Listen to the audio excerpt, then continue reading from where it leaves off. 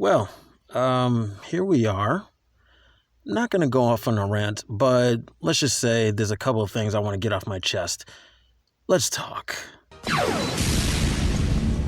Hey everyone, this is AO of 4BZ News. Just wanted to give you guys a couple of thoughts of mine that I've been pondering the past couple of weeks now, especially dealing with the release of the new show Ironheart from Disney Plus. And oh my goodness, I'm just at a loss of words of how can I go about what I'm about to say. Really, is just that, and mind you, I don't want to go off on too much of a rant per se, but let's just say there are certain grievances that I'm currently experiencing.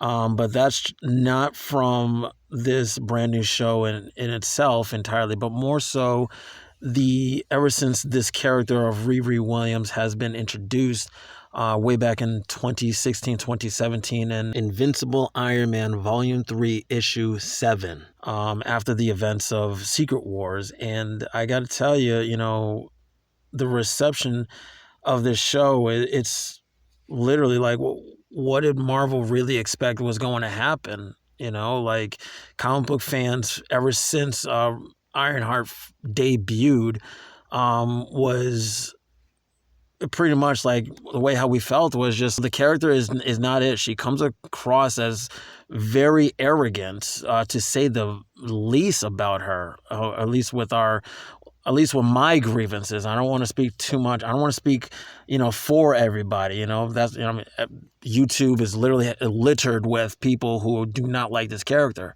But for me, it's just like ever since she came out, just no.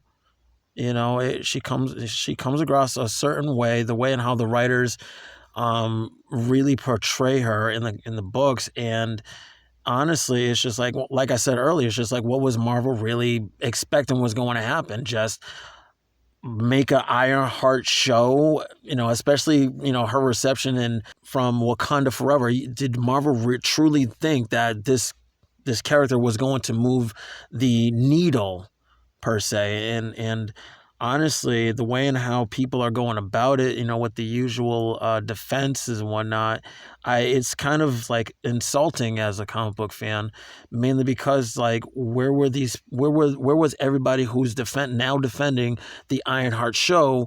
Where were they when the comic book was not selling? Or better yet, where were they when Ironheart's action figures are not selling? You see what I'm saying? And what I notice here is Marvel definitely knows that this character is not popular. The key point: her action figures are not selling. They're still in Ollie's, piling up dust because no one purchasing that after only an exceptionally very few people are. And then on top of that is do you know, ever since, let's say Riri Williams was introduced, how many Marvel games have came out, and where was Riri in all of that? Mind you, I'm still waiting on Marvel Rivals, if this character is going to show up. And on top of that too, it's just whatever happened to Rhodey, James Rhodes as War Machine? You see what I'm saying? Because I remember way back in the day where Marvel announced Armor Wars was going to happen, and I think James Rhodes, War Machines, I think that he would have been perfect for that type of movie or Disney Plus show.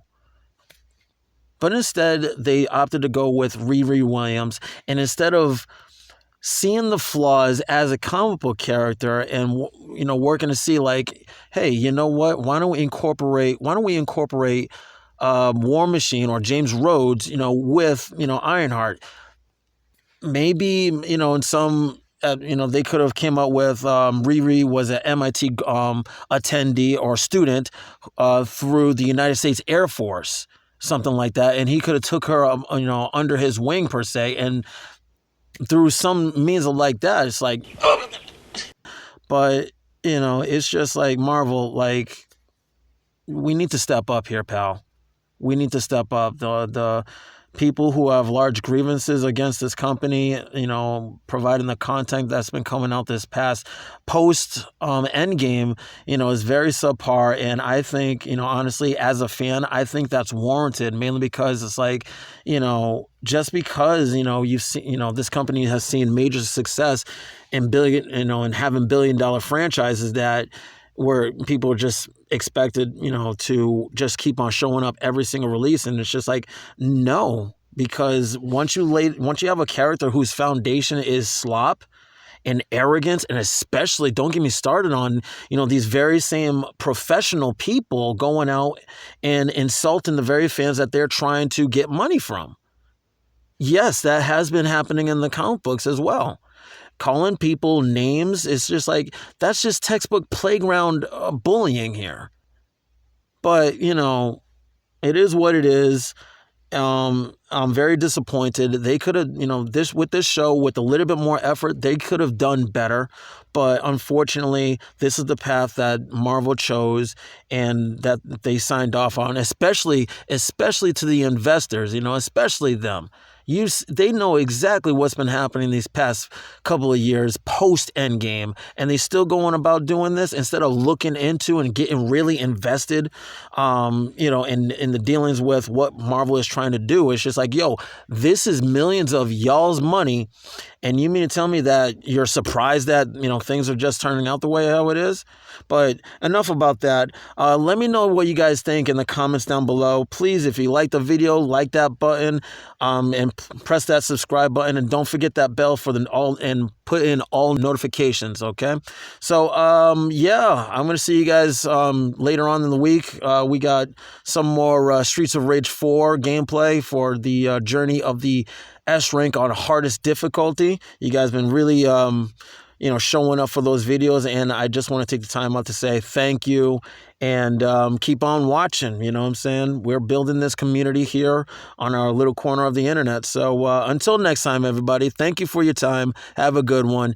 Peace.